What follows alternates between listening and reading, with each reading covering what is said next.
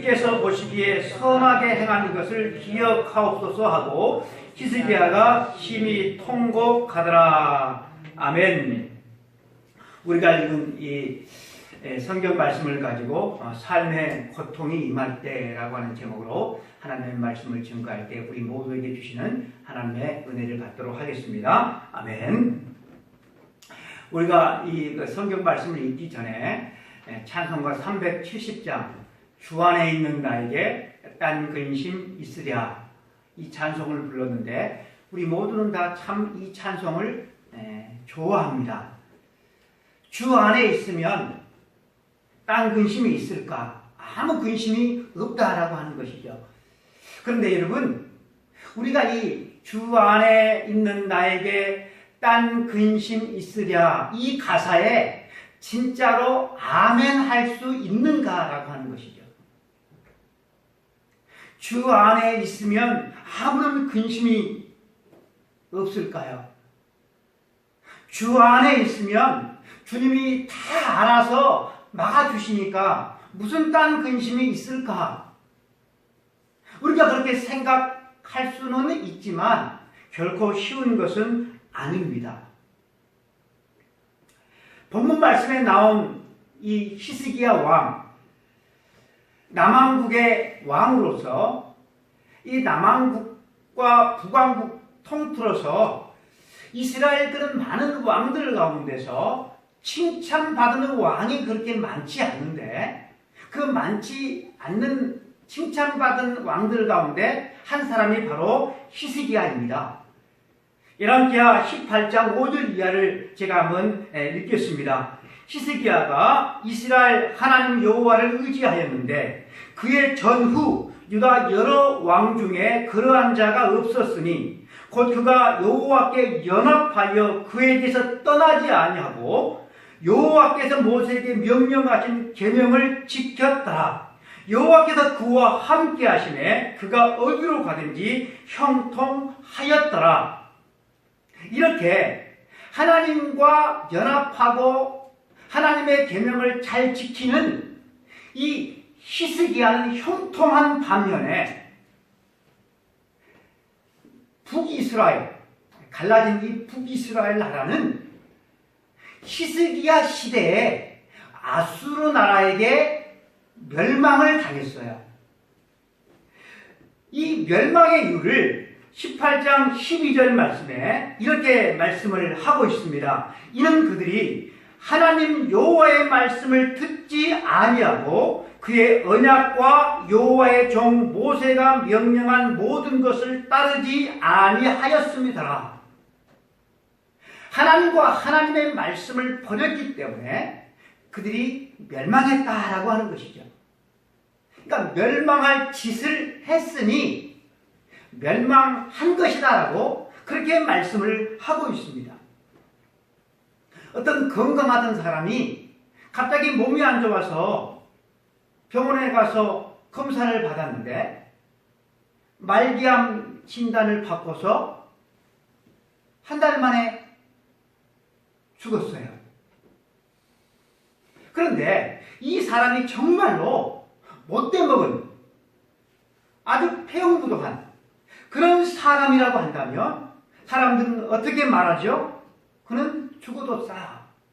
그는 천벌을 받아 마땅해. 사람들은 아마 이구동성으로 그렇게 말할 것입니다.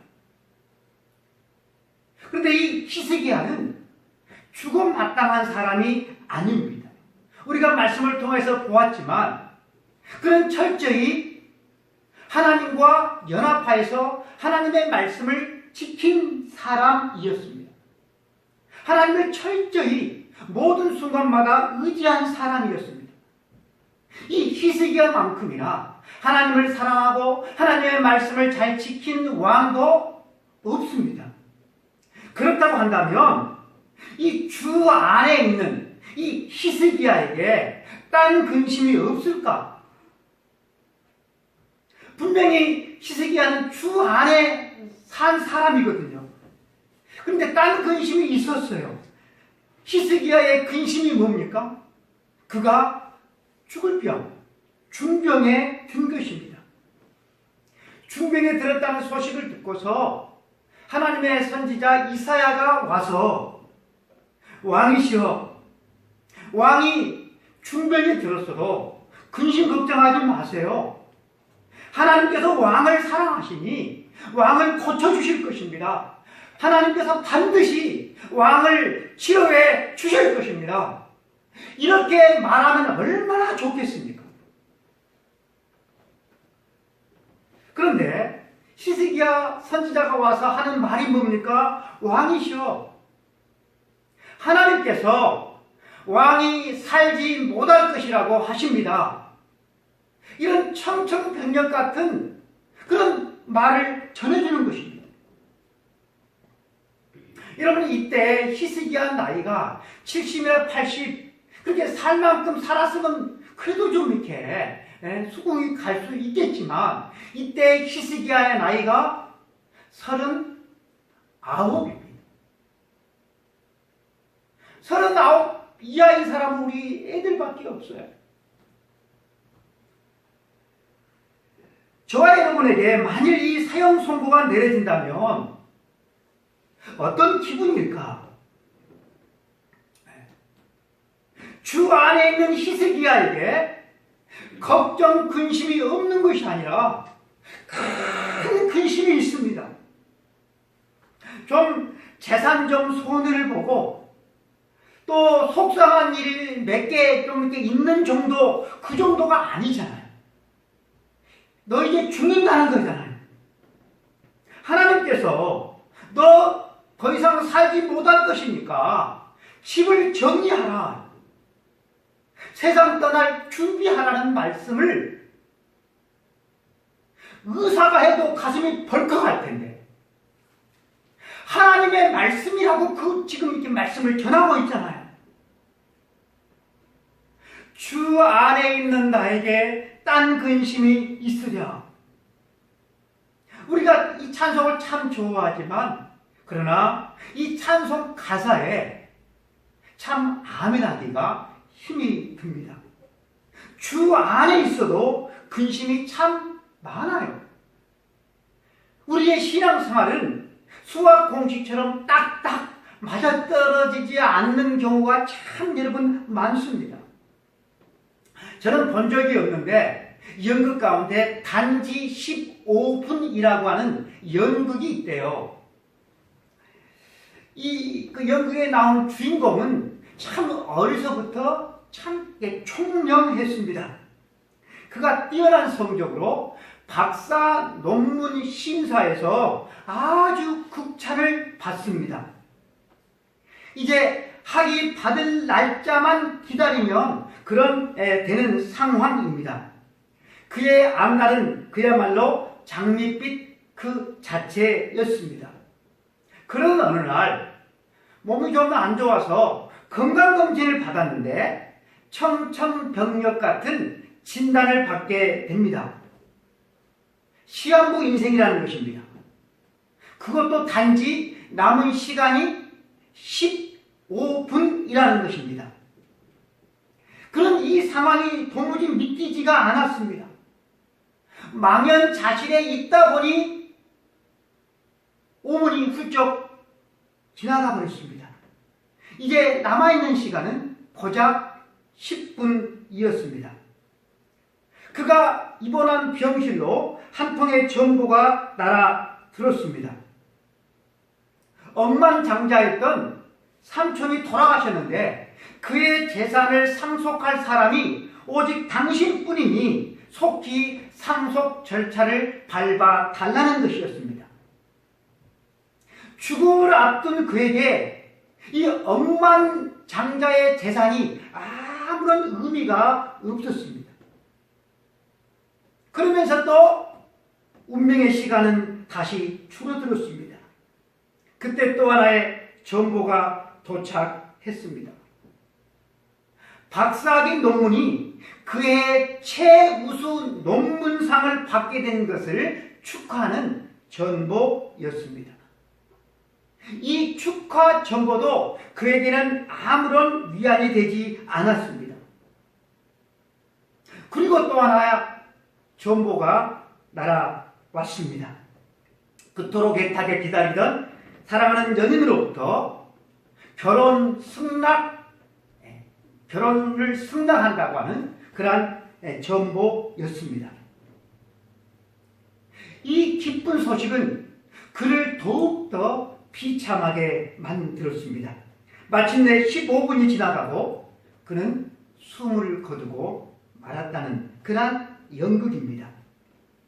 사람들이 그렇게 오매불랑 그렇게 좋아하는 억만장자의 재산도 최우수 박사 논문 상도 그리고 사랑하는 여인의 결혼 승낙도 죽음 앞에서 아무런 의미가 없었다는 사실입니다. 여러분, 이 연극은 한 인간의 삶을 이 짧은 15분이라고 하는 시간에 응축하는 것을 보여주는 그러한 내용입니다. 죽음 앞에서 과연 의미가 있는 것, 그 의미가 있는 것은 도대체 뭐가 있을까? 내가 죽는다고 했을 때 과연 나에게 의미가 있는 것이 과연 무엇이 있을까? 이 세상에서 뭔가 좀 업적을 이루고 많이 가진 사람들일수록 죽음 앞에서 더욱더 절망하는 법입니다. 시간은 매사에 멈추는 방법 멈추지도 않고 또 시간은 더디 흘러가는 법도 없습니다. 그렇다고 해서 이 시간을 저축하거나 남에게 빌려줄 수도 있고 또 남에게 빌릴 수도 있는 그런 것이 아니잖아요. 이 시간이라고 하는 것은 고작 100년인데 이 시간이 언제 각 사람에게 멈출 줄 모른다라고 하는 것이죠. 그런데 그 시간이 이 히스기야에게 이제는 멈춘다라고 하는 것입니다. 그것이 히스기야의 걱정, 근심이었습니다. 히스기야가 참으로 개망만이 같은 형편없는 그런 사람이었다고 한다면 그가 하나님의 징계를 받아서 이렇게 빨리 죽어도 할 말이 없겠지만 그러나 히스기야가 그런 사람은 아니지 않습니까? 하나님은 참으로 히스기야를 무척이나 사랑하셨습니다. 사랑하셨기 때문에 성경에서 그렇게 히스기야를 칭찬 일색으로 그렇게 기록을 해놓고 있는 것이잖아요. 하나님께서 히스기야를 사랑함에도 불구하고 왜 하나님께서 39살밖에 되지 않는 이 히스기야를 데려가려 하십니까? 저는 도무지 이해가 되지 않습니다. 너무나 이해가 되지 않습니다. 우리들은 하나님을 믿으면서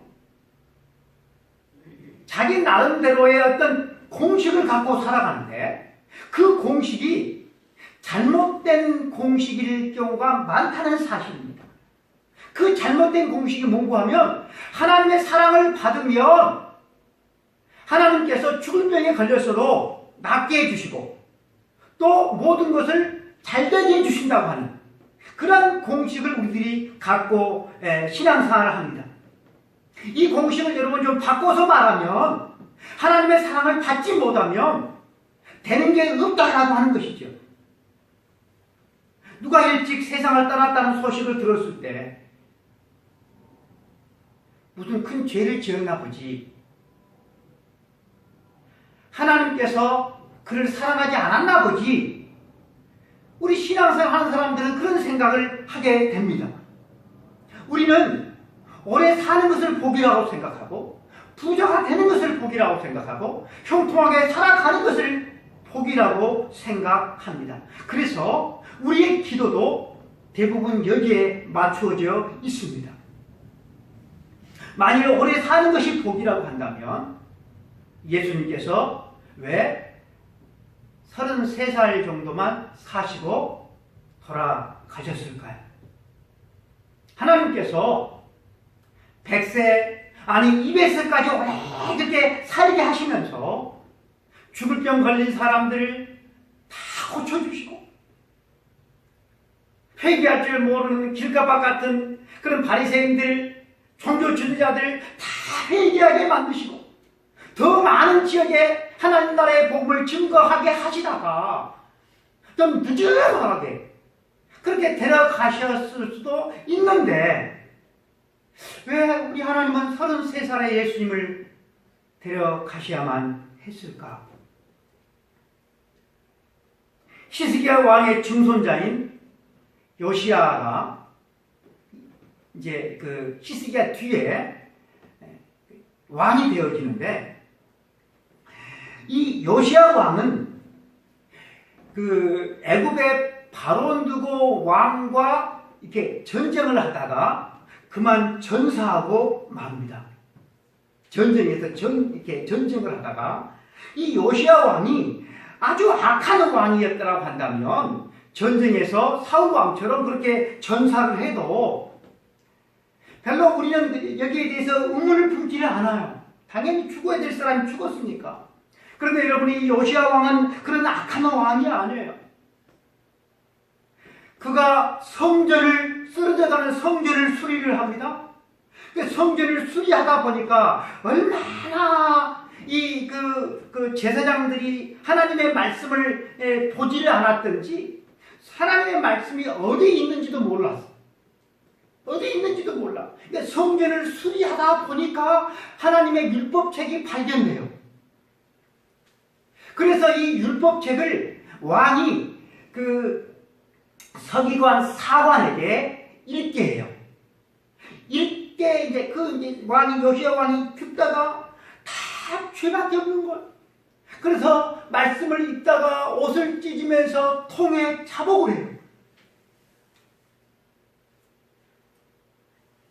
선조들이 성전에다가 막 세워놓고 이스라엘 온 지역에다가 세워놓은 우상을 다 파괴합니다. 그리고 하나님의 말씀을 따라서 유월절을 지키는데 이 요시야 왕처럼 유월절을 성대하게 지킨 왕이 요시야 왕 전후에 그런 사람이 없었다고 성경은 기록을 하고 있습니다. 그런데 이 요시야 왕이 이렇게 애굽왕 바론 누고와 전쟁을 이렇게 쳐들어오니까 막으러 갈 때 이 요시야 왕이 나이가 말이야 이게 든 8, 90이나 되었느냐? 그게 아니에요. 이 요시야 왕은 8살의 왕이 어릅니다. 그리고 왕위에 31년이 있습니다. 그럼 몇 살에 죽었다는 것입니까? 39살에 히스기야 왕이 죽을 병이 된 딱 그 나이에 여러분 전쟁에서 요시야 왕은 전사를 합니다. 누구보다 하나님의 말씀대로 하나님의 계명을 지키며 살기를 원했던 이 사람들에게 왜 이런 근심 걱정된 일이 많을까요? 우리가 가지고 있는 공식에는 심각한 문제가 있는 것 같습니다. 하나님을 잘 믿으면 복을 받아서 장수를 한다는 공식이랍니다. 하나님을 잘 믿으면 복을 받아서 만사형통한다는 공식은 우리의 실제 생활에서 그렇지 못하는 경우가 다반사다라고 하는 것입니다. 그러니까 이 공식이 바른 공식이 아니라 틀린 공식이라고 하는 것이죠. 여러분 틀린 공식을 가지고 신앙생활을 하면 신앙생활이 병들 수밖에 없어요. 오래 집중할 수가 없어요. 시험에 들 수밖에 없어요. 그러므로 여러분 하나님의 사랑을 입은 사람은 세상에서 형통한 삶을 살게 된다. 이 공식을 어떻게 해요? 버려야 되는 거예요. 버려야 돼요. 하나님을 잘 믿으면 하나님의 사랑을 받아서 하나님께서 모든 것을 망사형통하게 해주신다. 이 공식을 버리자라고 하는 거예요. 그러면 사람들이 이렇게 말을 해요. 그러려면 하나님을 믿어도 만사형통을 하지를 못하면 하나님을 믿어도 병에 걸려서 빨리 죽는다고 한다면 그러려면 뭐하러 하나님을 믿어요? 그러려면 안 믿고 말지. 사람들은 그렇게 생각한다라고 하는 것입니다. 사람들이 왜 그렇게 생각을 합니까? 그들이 생각하는 하나님은 성경에서 말하는 하나님이 아니라 이스라엘 백성들이 그렇게도 섬겼던 바알과 아세라 같은 그런 무상, 부처와 같은 그런 무상의 그런 신들과 같은 레벨로 사람들이 하나님을 생각하면서 신앙생활을 하고 있기 때문이다 라고 하는 것입니다. 사람들은 세상에서 오래 살고 성공하고 또 부자가 되는 것을 참 대단하게 생각하지만 하나님은 아무것도 그런 것은 아니다. 아무런 의미가 없다. 중요한 것이 아니다. 그것이 바로 하나님이다라고 하는 것입니다. 마치 단지 15분 남은 이 젊은 사람에게 이 15분밖에 안 남았어요. 근데 이 15분 남은 사람에게 억만금도 의미가 없었고 박사학위도 의미가 없었고 연인의 결혼 승낙도 의미가 없었던 것처럼 하나님에게 이 세상의 부귀영화 오래 사는 거 의미가 없다라고 하는 것입니다. 하나님과 하나님의 나라를 위해서 생명을 다해서 복음을 전했던 이 제자들이 말입니다. 그들이 이 땅에서 장수하고 부자로 떵떵거리며 살았습니까? 주님께서 사랑하셔서 밤새워 기도하심으로 12명의 제자를 선택하셨어요. 그 12명의 제자와 우리 주님께서는 동고동락하시면서 그들을 훈련시키셨어요. 그리고 주님께서 부활하신 다음에 또 그 제자들을 찾아가서 다시 재교육을 시키셔요. 그리고 마지막으로 주님께서 하늘로 승천하러 가실 때 그 승천하는 모습도 주님께서 보여주셔요. 그들에게 성령 충만을 허락하셔서 그 초대교회의 부흥을 일구는 주역들이 되게 해요. 그런 그들이 여러분 어떻게 됩니까? 거꾸로 십자가에서 매달려 죽고 참수당해서 죽고 돌에 맞아서 죽고 화형당해서 죽고 여러분 하나님께서 이들을 미워하셔서 그렇게 끔찍한 죽음을 당하게 하셨을까요? 우리들의 근본적인 우리들은 질문을 해야만 할 것입니다. 도대체 하나님의 사랑을 받는다는 것이 뭔가? 또 하나님의 사랑을 받으면 어떻게 되는가? 우리는 여기에 대해서 근본적인 질문을 해봐야 한다는 것입니다. 그리고 히스기야를 통해서 우리는 교훈을 받게 됩니다. 하나님의 사랑을 받는 증거는 인생의 모든 국면에서 인생의 모든 국면 히스기야가 전쟁에서 승리하고 그럴 때뿐만 아니라 이렇게 죽을 때 이 모든 국면 속에서 제일 먼저 생각나는 분, 인생의 모든 국면에서 제일 먼저 누가? 하나님이 생각나는 그 자체, 그것이 바로 뭐라고요? 하나님의 사랑을 받는 사람이다 라고 하는 것입니다. 이사야 선지자가 와서 하나님이 더 이상 못 산다고 하십니다. 집을 정리하라고 하십니다. 그렇게 얘기를 했을 때 히스기야 마음 가운데 제일 먼저 떠올랐던 분, 그래서 그분의 품에 안겨서 엉엉 울고 싶었던 대상이 누구였을까요? 그녀의 그의 아리따운 그런 왕비들이었을까요? 아니면 자식들이었을까요? 아니면 용한 의사들이었을까요? 아니면 오랫도록 함께 해온 그런 충신들이었을까요? 이들이 아니죠. 바로 하나님이었다는 사실입니다. 하나님의 사랑을 받는 사람이 된다라고 하는 것은 어떤 형편에서든지 가장 먼저 하나님을 떠올리고 하나님을 생각하는 사람이다라고 하는 것입니다. 아멘. 여러분들은 기쁜 일이 있을 때 가장 먼저 누구를 생각하십니까? 또 누가 가장 먼저 생각나십니까?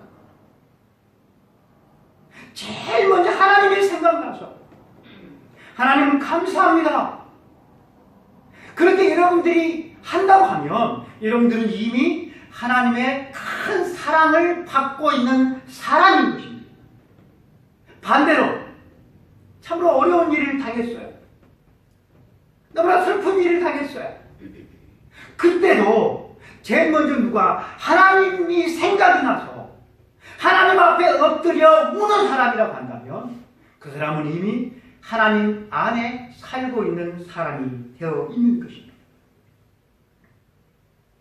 주 안에 있는 나에게 딴 근심 있으랴.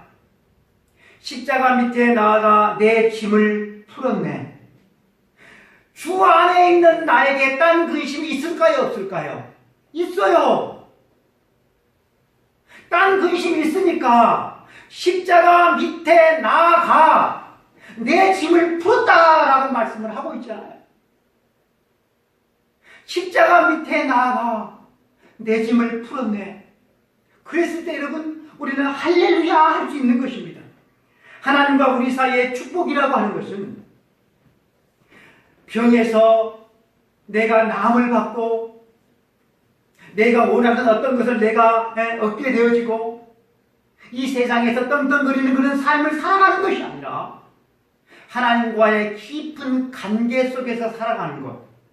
여러분 그것이 축복이다라고 하는 것입니다. 제가 지난주에 말씀드렸던 것처럼 여호와는 나의 목자이신 그 자체가 여러분 축복이다라고 하는 것입니다. 히스기야가 이사야 선지자의 그 말을 듣고서 어떻게 합니까? 벽을 향하여서 돌아서서 하나님을 찾았습니다. 하나님께서 너 끝! 그렇게 하면 끝나는 거잖아요. 너 끝 했는데 여러분 용한 의사를 찾아가서 용한 의사가 지어준 그런 효험 있는 그런 약을 먹는다 한들 무슨 의미가 있겠습니까? 필요가 없는 것이죠. 여러분 이 순간에 참으로 필요한 것은 그의 가족도 용한 의사도 아니다라고 하는 거예요. 누가 필요해요? 하나님 한 분이다라고 하는 것입니다. 이 히스기야가 받았던 축복은 기쁠 때나 슬플 때나 하나님과의 끈끈한 관계, 그분 앞에서 울고 그분 앞에서 울 수 있는 것, 그것이 여러분 히스기야가 받은 축복이었다라고 하는 것입니다. 병에서 나아서 오래 사는 것 그 자체가 여러분 결코 복은 아닙니다.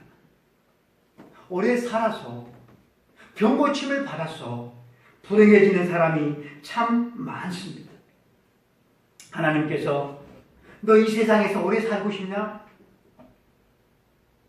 내가 너 미워해서 일찍 데려가려고 하는 게 아니야. 너 죽는다고 사라지는 게 아니야.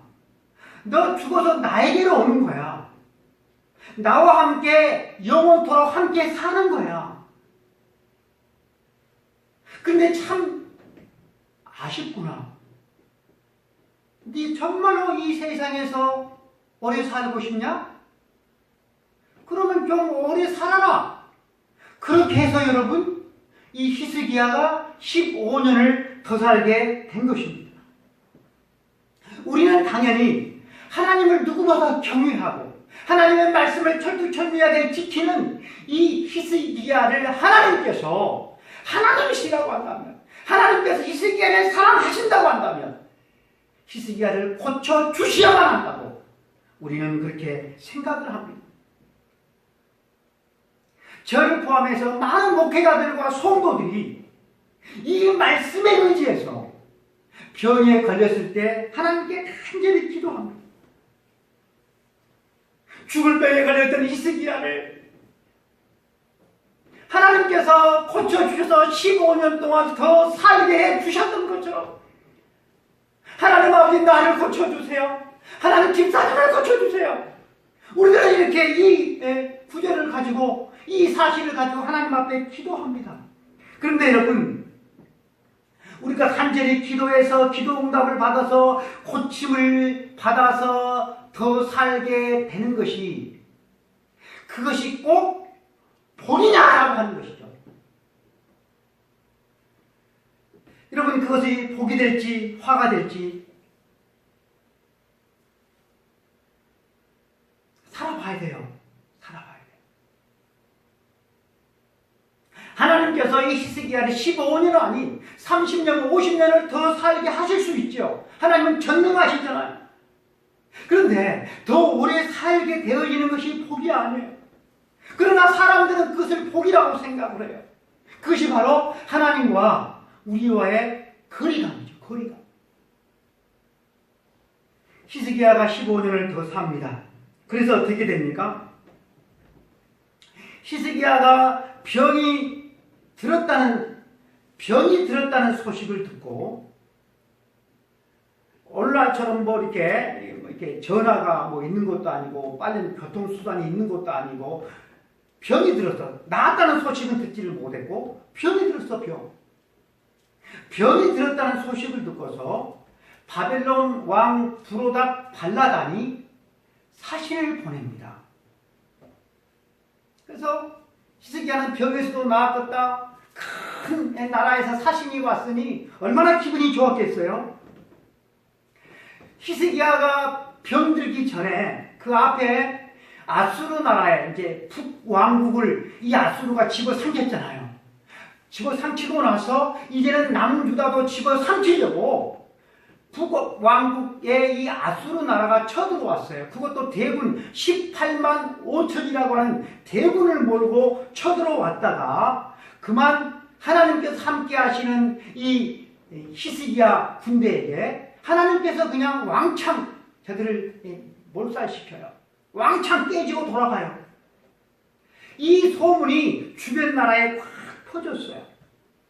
히스기야는 작은 나라지만 만만히 볼 그런 나라가 아님을 이렇게 주변 나라들에게 다 보여줄 수가 있게 된 것입니다. 그런데 이 아수르 같은 큰 나라인 이 바빌론 나라가 히스기야가 병들었다 하는 소식을 듣고서 사신을 보내는데 그 브로닥 발라단 왕의 친서와 함께 귀한 예물과 그 친서를 들고서 히스기야 앞에 와서 엎드린 것입니다. 얼마나 기분이 좋았겠습니까? 그래가지고 여러분, 이 히스기야가 기분이 울출해가지고 왕궁 곳간의 모든 금은 보하며 무기고들의 무기들을 다 보여줬어요. 왜 보여줬을까요? 우리 유다가 비록 작지만 만만히 볼 나라가 아니야. 당신들 왔으니까 똑똑이들을 보고 가시오 하면서 의시된 거지. 히스기야 왕에게 이사야 선지자가 와서 물었어요. 그들이 무엇을 보고 갔습니까? 물었어요. 그때 히스기야가 그 20장 15절을 보면 이렇게 말씀을 하죠. 히스기야가 대답하되 내 궁에 있는 것을 그들이 다 보았나니 나의 창고에서 하나도 보이지 아니한 것이 없나이다 하더라. 내가 말해요? 다 보여줬어요? 다 보여줬어요? 그렇게 말하니까 그 이사야 선지자가 아주 무서운 말을 합니다. 그들이 보고 간 모든 것들이 다 바벨론으로 옮겨가게 될 것입니다. 무슨 말이에요? 나라가 망할 것이다 라고 하는 것이죠. 그리고 또 이사야 선지자가 말을 합니다. 당신의 후손들이 바벨론으로 끌려가서 다 내시가 될 것입니다. 나라가 폭삭망한다는 거지. 폭삭망한다는 거야. 여러분, 15년을 더 살게 된 것이 여러분 축복입니까? 뿐만 아니라 히스기야가 죽고 나서 그의 아들 므낫세가 왕위에 오르는데 12살의 왕위에 오릅니다. 그러니까 이 히스기야가 병에 들기 전에는 자식이 없었나 봐요. 그래서 병에서 나음을 바꿔서 3년 후에 이 히스기야가 태어났어요. 므낫세가 태어났어요. 병에서 나음을 받고 아들까지 태어났으니 므낫세가 얼마나 기분이 좋았겠어요. 그런데 여러분, 이 히스기야가 그냥 39세에 그냥 죽었더라고 한다면 므낫세는 태어나지 않았을 것입니다. 이 므낫세는 남유다 왕들 가운데 가장 악한 왕이에요. 가장 폐역한 왕이에요. 아버지가 쓰러져 가던 나라들을 어느 정도 수습을 해가지고 나라를 나라답게 만들어 놨는데 이 므낫세가 완전히 말아먹고 아버지가 다 제거해버린 우상들을 심지어 성전에다까지 세운 왕이 바로 이 므낫세입니다. 태어나지 말았어야 될 사람이죠. 막말로 그냥 39세에 그냥 죽었더라면 바벨론 사신들에게 모든 것을 다 보여줘가지고 나라가 망할 것이라고 하는 하나님의 진노도 받지 않았을 것이고 므낫세도 태어나지 않았을 것입니다. 이렇게 보면 15년 더 산 게 왕이 될 수가 없어요. 복이 될 수가 없어요. 그리고 여러분, 이 므낫세도 가장 악한 왕인데 남유다의 왕들 가운데 가장 왕위에서 오랫동안 통치한 사람이에요. 55년이나 통치를 했어요. 55년이나 통치한 게 여러분 이게 복입니까? 복이 아니다라고 하는 것이에요. 만일 우리에게 너 이제 삶을 정리해야 되겠다, 그렇게 하나님께서 말씀하시면 여러분들은 뭐라고 하나님께 기도하십니까? 저부터도 하나님, 히스기야처럼 저를 고쳐주셔서 더 살게 해주세요. 그렇게 기도할 것 같습니다. 하나님께서 39살에 이 히스기야를 데려가는 것이 이 히스기야를 심판하고 히스기야를 미워해서가 아니라 참으로 히스기야를 사랑해서 하는 것이라고 한다면 히스기야는 기도를 어떻게 해야만 했을까요? 하나님, 저 아직 죽을 나이 아니잖아요. 살려주세요. 오래 살게 해주세요. 만약에 그렇게 기도한다고 한다면 이 기도는 하나님의 사랑을 내 편에서 거절하는 것이 되죠. 하나님께서 덤으로 살게 해주신 인생, 그 덤으로 사는 그 인생을 하나님께서 부르시는 순간까지 충성되게 살면 좋겠지만 그렇지 못하다고 한다면 히스기야처럼 오래 살게 되어지는 것이 결코 복이 아니다라고 하는 것입니다. 만약 우리가 이 히스기야처럼 충성되게 살다가 이제는 집을 정리해야 되겠다라는 말을 듣는다면 우리는 아마 이렇게 기도하지 않을까 싶습니다. 하나님, 제가 뭘 그리 잘못했다고 저를 데려가시려 하십니까? 세상에 데려갈 사람이 세고 셌는데, 그리고 나름대로 그래도 믿음으로 살려고 장교회를 섬기면서 그렇게 발버둥 치고 있는데 왜 저를 데려가려 하십니까? 하나님 너무하십니다. 복은 주시지 못할 망정 정말로 너무하십니다.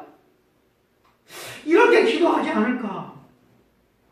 또 충성되지 않고 좀 부끄럽게 살아, 좀 부끄럽게 신앙인답게 성도답게 살지 못하다가 하나님이 너 와야 되겠다라고 말하면 하나님 살려주십시오. 한 번만 기회를 주십시오. 하나님께서 한 번만 기회를 주시면 제가 죽도록 충성하겠습니다. 아마 이렇게 기도하지 않을까. 그러니까 충성되게 살든 불충하게 살든 우리의 기도는 하나님의 마음에 맞지 않는 기도가 될 것이다 라고 하는 것입니다. 그리고 여러분, 의사가 이거 힘들겠습니다. 정리해야 되겠습니다. 라고 할 때 말이에요. 십자가 앞에 나아가서 내 삶의 무거운 짐을 내려놓지 않고 하나님 앞에 나아가지 않고 막 이 병원 다니고 저 병원 다니면서 그렇게 막 사회복리하는 그 사람보다 그래서 하나님 앞에 나아가서 하나님 살려주세요. 그렇게 기도하는 사람이 100번, 1000번 낫죠. 인생을 살다가 철이 들어보면 압니다. 우리 인생은 고단하다는 사실을. 여러분, 우리 인생에는 크고 작은 위기가 참 많이 있습니다. 여러분, 우리 이렇게 인생의 고단한 인생을 살아갈 때 우리를 견뎌내게 하는 것, 우리를 일어나게 하는 것, 인내하게 하는 것, 그것이 과연 뭘까? 내가 모아놓은 재산일까? 아니면 사랑하는 주변의 가족들이고 사람일까? 그게 아니고 내가 가지고 있는 신앙이라고 하는 것입니다. 내가 가지고 있는 신앙. CCM 그 가사 가운데 고단한 인생길 힘겨운 오늘도 예수 늘 함께 하시네. 주님께서 나와 함께 하신다는 이 신앙이 고단한 인생길을 견디게 한다라고 하는 것입니다. 그런데 이 신앙이 부실하면 인생의 고단한 인생 앞에서 우리는 너무나 힘든 시간을 보내게 될 것이다 라고 하는 것입니다. 내 삶의 모든 것을 아멘으로 받아들일 수만 있다고 한다면 그 사람은 진짜로 복받은 사람일 것입니다. 고단한 인생의 순간순간마다 주님을 찾고 주님께 나와서 엎드리고 주님께 감사하고 주님께 흐느끼는 것 그 자체, 이 자체가 여러분 복이다라고 하는 것입니다. 십자가 앞에 나아가서 내 짐을 풀어놓는 것 그 자체가 복이에요. 내 짐 자체가 풀어놓았더니 사라진 것이, 기도응답 받는 것이 그게 복이 아니라 십자가 앞에 나아가서 내 짐을 내려놓는 것 자체, 여러분 이 자체가 여러분 복이다라고 하는 것입니다. 예수님은 33살에 때가 찼으니 십자가를 져라 라고 하는 하나님의 뜻에 어떻게 하십니까? 아멘 하심으로 하나님께 영광을 올려드렸습니다. 내가 기도해도 응답이 없는 경우가 참 여러분 많습니다. 저는 우리 교회가 이렇게 비틀거리고 부흥하지 못할 거라는 생각은 개척할 때부터 지금까지 어안이 벙벙할 정도로 이해가 되지 않습니다. 크게 부흥하는 교회나 또 어느 정도 좀 삶의 여유가 있는 사람들은 하나님으로부터 복을 받고, 그렇지 못한 교회나 성도들은 복을 받지 못하는 것이 아니다. 그게 아니다. 부하든지 가난하든지 부흥하든지 부흥하지 못하든지 건강하든지 병약하든지 잘 되든지 못 되든지 아브라함처럼 어딜 가나 삶의 순간순간마다 하나님을 찾는 것, 하나님을 예배하는 것, 그 자체가 복이다라고 하는 것이죠. 그 자체가 복이다. 늘 하나님을 찾고 모든 삶의 순간에 하나님이 생각나요. 기쁜 일이 있어도 하나님이 생각나고, 슬픈 일이 있어도 하나님이 생각나고, 죄를 지으면 또 하나님 앞에 그 생각나서 하나님께 회개하고, 바로 그 자체가 여러분 복이다라고 하는 것입니다. 세상적으로 참 괜찮아요. 잘 나가요. 사람들의 부러움을 사요. 근데 이 사람에게 또 좋은 일이 생겼어요. 너무나 좋은 일이 생겼어요. 이 사람이 불신자가 아니라 신자인데도 불구하고 좋은 일이 생겼는데도 그 순간에 하나님이 생각이 안 나. 하나님께 감사할 줄을 몰라. 그 사람은 복이 아니에요. 그런 사람들이 부러워해서는 안 되는 거예요. 사랑하는 성도 여러분, 여러분들의 삶에 아멘 할 수 있기를 바랍니다.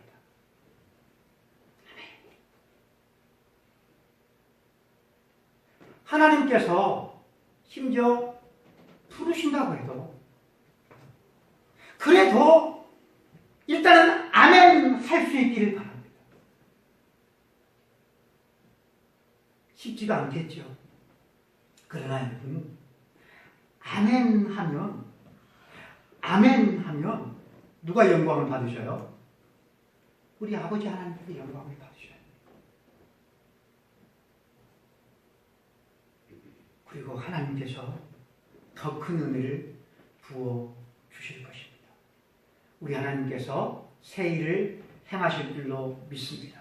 기도하겠습니다. 하나님 아버지,